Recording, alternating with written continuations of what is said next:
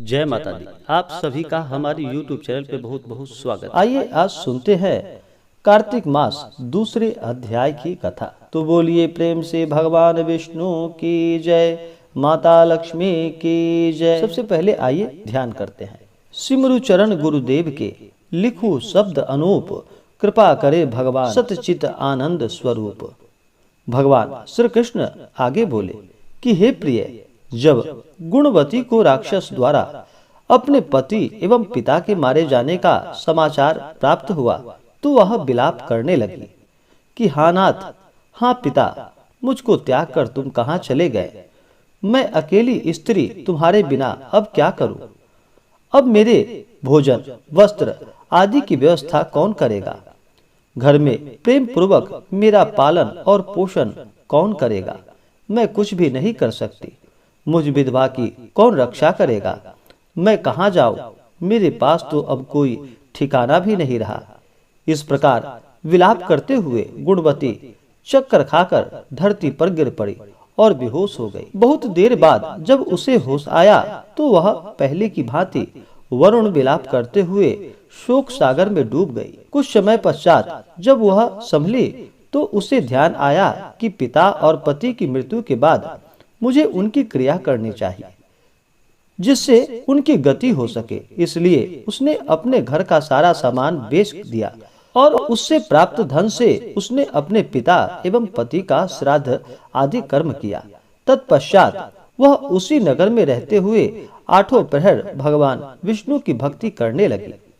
उसने मृत्यु पर्यंत तक नियम पूर्वक सभी एकादशियों का व्रत और कार्तिक महीने में उपवास एवं व्रत किया।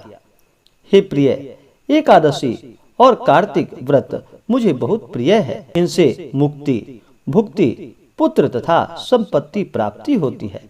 कार्तिक मास में जब तुला राशि पर सूर्य आता है तब ब्रह्म मुहूर्त में उठकर स्नान करने व व्रत व उपवास करने वाले मनुष्य मुझे बहुत प्रिय होते हैं, क्योंकि यदि उन्होंने पाप भी किए हों तो भी स्नान व व्रत के प्रभाव से उन्हें मोक्ष प्राप्त हो जाता है। कार्तिक माह में स्नान, जागरण, दीपदान तथा तुलसी के पौधों की रक्षा करने वाले मनुष्य साक्षात भगवान श्री हरि विष्णु के समान हैं।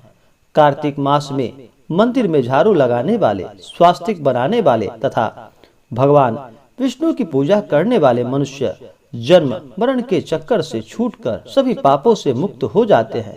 यह सुनकर गुणवती भी प्रति वर्ष श्रद्धा पूर्वक कार्तिक का व्रत और भगवान विष्णु की पूजा करने लगी।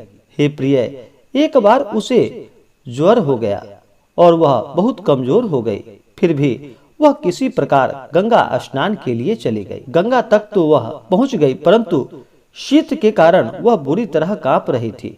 इस कारण वह शिथिल हो गई। तब मेरे दूत उसे मेरे धाम ले आए। तत्पश्चात ब्रह्मा आदि देवताओं की प्रार्थना पर जब मैंने कृष्ण का अवतार लिया तो मेरे गण भी मेरे साथ इस पृथ्वी पर आए, जो इस समय यादव हुए। पूर्व जन्म में चंद्र शर्मा जो तुम्हारा पति था वह डाकू है, और हे देवी, तू ही वह गुणवती हो। कार्तिक व्रत के प्रभाव के कारण तू मेरी अर्धांगिनी हुई हो। पूर्व जन्म में तुमने मेरे मंदिर के द्वार पर तुलसी का पौधा लगाया था। इस समय वह तेरे महलों के आंगन में कल्प वृक्ष के रूप में विद्यमान है।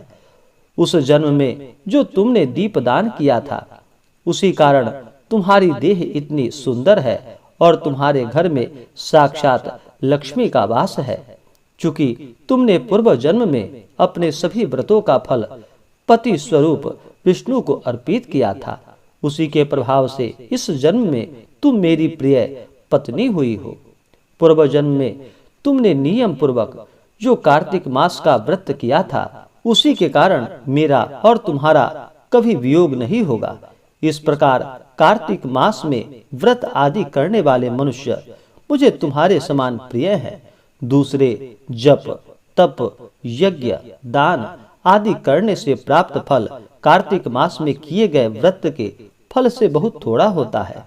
अर्थात कार्तिक मास के व्रतों का 16वां भाग भी नहीं होता। इस प्रकार सत्यभामा भगवान श्री कृष्ण के मुख से अपने पूर्व जन्म के पुण्य का प्रभाव सुनकर बहुत प्रसन्न हुई। इस प्रकार से कार्तिक मास महात्म का दूसरा अध्याय पूर्ण हुआ। तो बोलिए प्रेम से भगवान विष्णु की जय, माता लक्ष्मी की जय। तो आशा करता हूँ कि यह जानकारी आपको अच्छा लगा हो। ऐसे ही ज्ञानवर्धक जानकारियाँ प्राप्त करते रहने के लिए हमारे इस चैनल को लाल बटन दबा करके सब्सक्राइब करें, ताकि मेरे वीडियो का नोटिफिकेशन आपके पास सबसे पहले पहुंचे। वीडियो को लाइक और शेयर करें। जय माता दी, धन्यवाद।